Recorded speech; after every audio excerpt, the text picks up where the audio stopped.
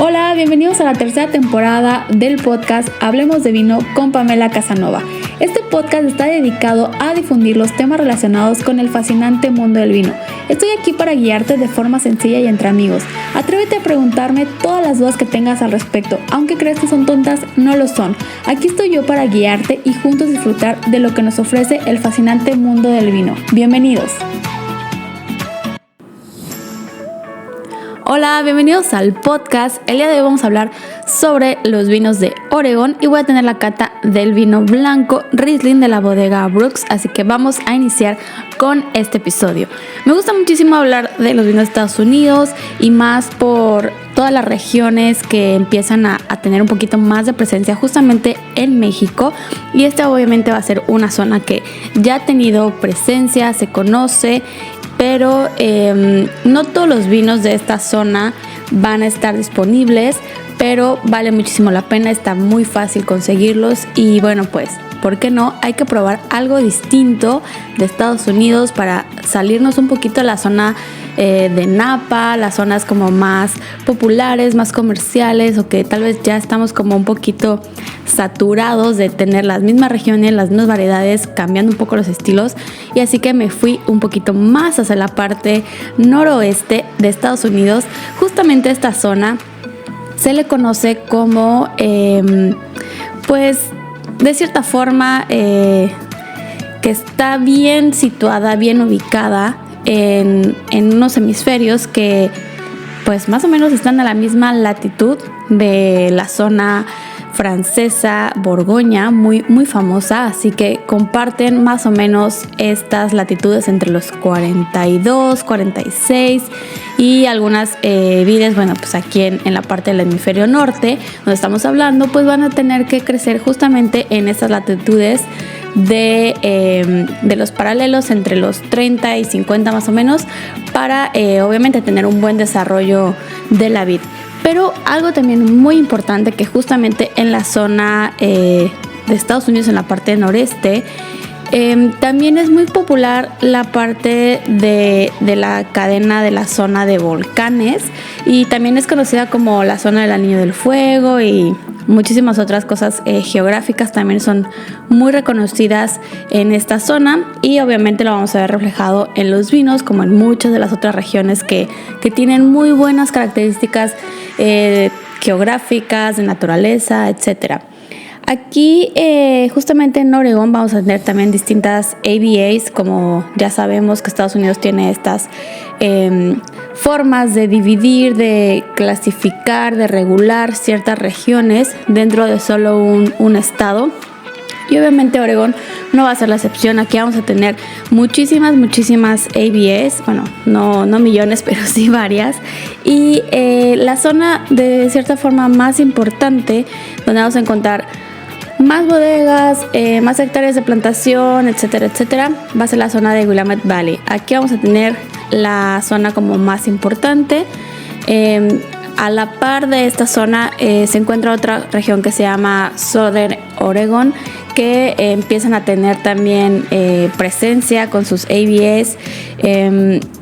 Para que se den una idea de la gran importancia de Willamette Valley, esto es más o menos un 74-77% más o menos de producción total. Pero bueno, pues obviamente esto no fue así nada más porque, bueno, vamos a tener aquí la mayor producción concentrada, pues no. Esto pues obviamente siempre hay iniciadores, descubridores, impulsadores de ciertas regiones, y aquí hubo dos señores en la época de los años 60, más o menos en 1965, que empezaron a ver justamente la gran riqueza y potencial de la zona. Y ellos decidieron traer pues ejemplares que se daban muy bien en la zona de la Borgoña, ya que recuerden que les acabo de mencionar que están muy similar en latitudes como están en Borgoña, así que pues obviamente las uvas se van a dar de la misma forma, ¿no? Muy bien y bien logrados los vinos. Así que ellos empezaron a experimentar un poco y trajeron un poco de variedades de Borgoña, pero no solamente de esta zona de Borgoña, sino también de Alsacia, para empezar como pues a ver qué qué pasaba, ¿no? Y justamente eso tuvo muy buenos resultados, y en la época de los 60s y 70s, pues empezaron a darse cuenta que sí, que tenían razón y que no estaban haciendo locuras, y que las variedades que decidieron ellos traer y plantar en la zona eran muy buenas, y se dieron cuenta que una de ellas destacaba un poco más sobre las otras, y esta era una variedad tinta que justamente también se da muy bien casualmente en la zona de la Borgoña y Alsacia.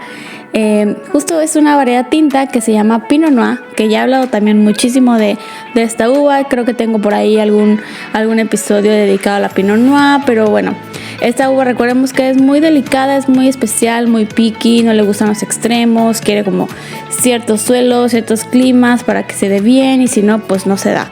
Entonces aquí esta variedad pues se adaptó perfecto, fue como su segundo hogar, o ya lo tomó como su primer hogar en la zona de Willamette Valley, y este Pinot Noir se da muy bien, y esto le ayudó muchísimo a impulsar la zona y que lograran tener lo que hoy es la AVA, ya reconocida como AVA Willamette Valley, que se les otorgó en el año de 1983. Y más o menos van a tener ya unas 10 hectáreas de plantación total. La uva principal va a ser obviamente esta Pinot Noir, seguido de variedades como Chardonnay, Riesling y Pinot Gris, que justamente estas tres se van a dar también casualmente muy bien en la zona de la Borgoña y en Alsacia. Aquí vamos a tener diferentes estilos de uvas, de vinos. Me refiero a estilos, a que no va a ser el mismo Pinot Noir de Borgoña que el Pinot Noir de Willamette Valley, o el Riesling de Alsacia con el Riesling de Willamette Valley. Esto sí vamos a tener aquí diferencias notorias entre un varietal y otro, ya que obviamente pues están en diferentes suelos, condiciones de clima, la condición ambiental es distinta, aunque estén en los mismos paralelos o compartan esta similitud, siempre vamos a tener esta gran diferencia. Aquí en la zona de Oregon en general vamos a tener bastantes bodegas divididas en distintas AVAs. Aproximadamente vamos a tener unas de 600 a 700 bodegas, algunas más pequeñas que otras un poquito más grandes. Hay muchas bodegas familiares también en la zona. Justamente la bodega que vamos a hablar hoy, del vino que tengo, es una bodega pues digámoslo pequeña, mediana, es un poco más familiar, pero ellos tienen la filosofía también de hacer vinos biodinámicos. Entonces tienen también esta parte muy, muy arraigada, no solamente de esta bodega en especial, sino de la mayoría, o más bien me atrevo a decir que en general en la zona de Oregon, todas las AVAs tienen una filosofía de vinos pues más orgánicos, siguiendo la naturaleza, sin tener tanta intervención, o más bien con la mínima intervención del hombre. No por esto van a ser como vinos naturales al 100%, pero sí van a seguir algunas otras como filosofías de hacer vino, o como el caso de hacer vinos regidos por el calendario lunar, etcétera. Así que vamos a tener pues sí una calidad distinta, pero interesante, la verdad que les recomiendo mucho probar estos vinos justamente de Willamette Valley. Si no pueden, bueno, pues de alguna otra zona de Oregon, pero sí traten de probar por lo menos sus primeros vinos de la región, ya sea un Pinot Noir o un Riesling. Creo que sería como lo ideal para conocer la zona, o darnos cuenta de más o menos qué terreno estamos pisando en estos vinos.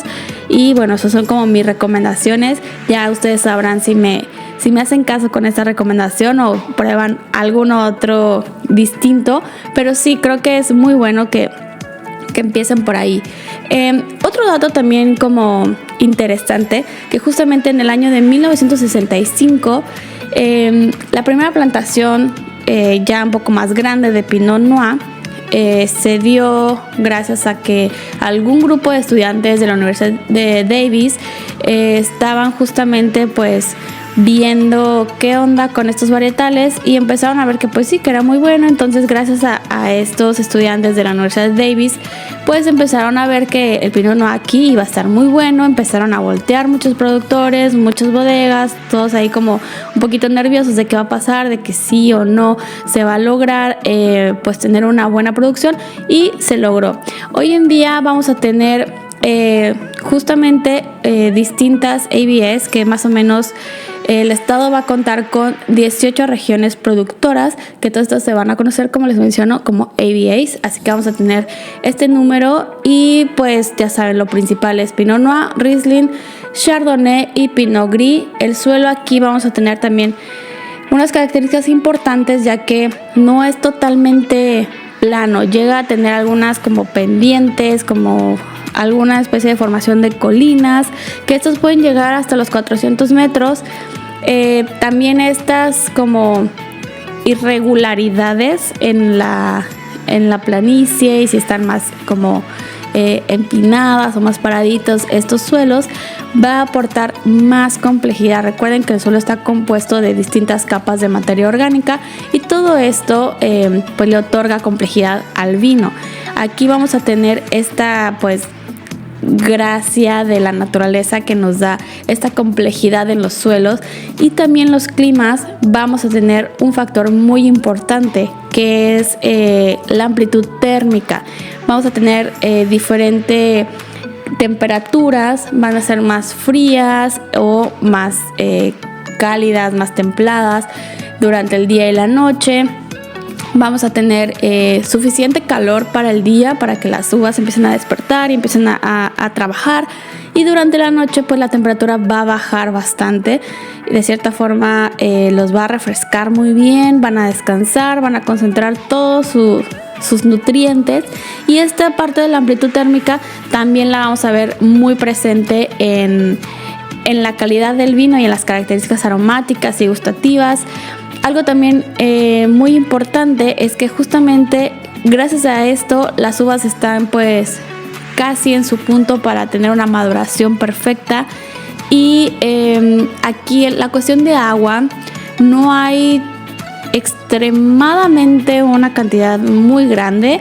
De hecho se podría decir que no hay mucha lluvia, o sea sí hay, pero no tan alarmante como en otras regiones, que puede haber exceso de lluvia, y dañar pues nuestras uvas. Aquí vamos a tener estas grandes ventajas, pero también algo que no va a estar como muy bueno, pero tampoco es algo extremo y tan malo, son los famosos vientos muy fuertes, estas ráfagas de viento que van a venir justamente de la zona del Pacífico. Pueden pues de cierta forma llegar a lastimar a algunas uvas, pero no a todas, ya que algunas van a tener un poquito más de fuerza en su piel, que no va a ser tan delgada. Entonces bueno, esto es como depende la variedad que esté plantada, puede ser dañada o no. Para el año 2002, un grupo de propietarios y viñedos empezaron a darse cuenta que ya todos estaban como muy pegaditos y ya no había un límite entre un AVA y otra. Entonces empezaron como a decidir que era momento de delimitar un poquito más y ser más específicos en sus territorios y en sus distancias, sus AVAs. Así que empezaron a hacer esta pues distribución un poquito más exacta, justamente de la parte pues más importante, la parte más grande de Willamette Valley, y esto resultó una subdivisión. Veámoslo de esta forma, no es una subdivisión de categorías, pero de cierta forma el pastel más grande, Willamette Valley, lo partieron en otras 6 partes, y estas 6 empezaron ya a tener obviamente su AVA más específico, su nombre, y alguno de estos vamos a tener por ejemplo Ribbon Ridge, Jamil Carton.